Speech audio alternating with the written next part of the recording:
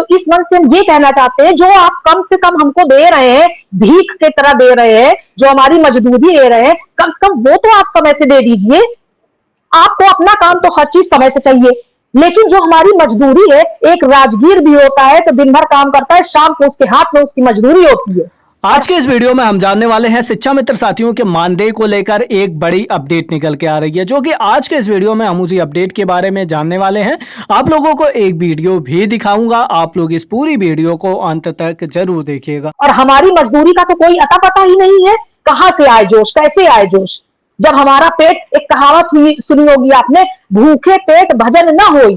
जब हमारा पेट ही खाली है तो कहां से आवाज निकलेगी। और ये सरकार की चाल है।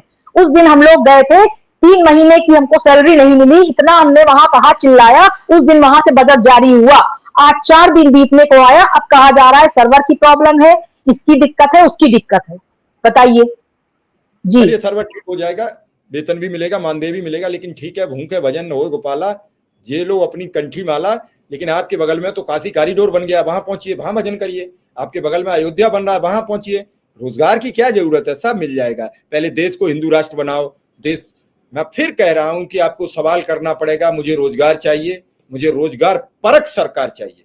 वो चाहे भारतीय जनता पार्टी दे, चाहे कांग्रेस दे, मुझे किसी से कोई ऐतराज नहीं है। वो चाहे समाजवादी पार्टी दे, चाहे बहुजन समाज पार्टी दे, मुझे किसी से कोई ऐतराज नहीं है। मुझे रोजगार परक देश चाहिए, मुझे शिक्षा परक देश चाहिए। नई शिक्षा नीति लागू 2020 में होती है, बड़े जोर शोर से ढिंडोरा पीटकर। आज 2023 होने जा रही है, अभी तक लागू नहीं हो पाई है। आप किसी भी एक, आप उज्ज्वला गैस योजना लाते हैं, आज 600 रुपया का क्यों किया सिलेंडर? बीच में इसके जो पैसे बढ़े थे वो कहां डाका डाला गया, इसका हिसाब कौन देगा? एक एक शब्द अगर जनता पूछने लगी तो किसी राजनीतिक दल की हैसियत नहीं है कि आपके साथ भ्रष्टाचार करे, किसी राजनीतिक दल की औकात नहीं है कि आपके साथ गड़बड़ी करे।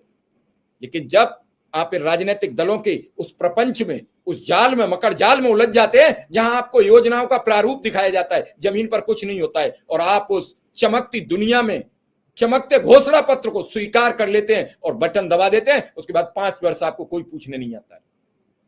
आपका बच्चा बीमारी के अभाव, इलाज के अभाव में दम तोड़ देता है, आपका बूढ़ा बाप इलाज के अभाव में मर जाता है, आप यतीम हो जाते हैं, लेकिन आपको कोई पूछने वाला नहीं होता है। आपका परिवार टूट जाता है, कोई पूछने वाला नहीं होता है। आप भूख से त्राय त्राय कर रहे हैं, कोई पूछने वाला नहीं है। लेकिन जब चुनाव आएगा तो वो दूर से हाथ जोड़े विधायक जी चले आ रहे होंगे।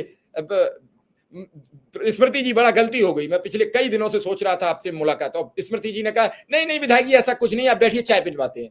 और चाय पिलवा के कहा नहीं, वोट आप ही को देंगे, क्योंकि आप, हम मिश्रा और आप भी मिश्रा, अब हम जातिगत पे देंगे।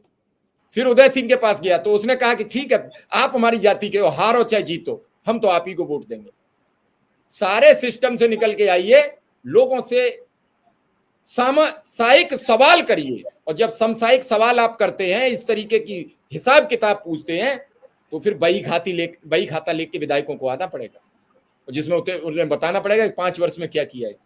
अब उन्हें 5 वर्ष का अपना ही पता नहीं है कि हमने विधायक निधि से रोड बनाया, कि दुकान बनाई, कि घर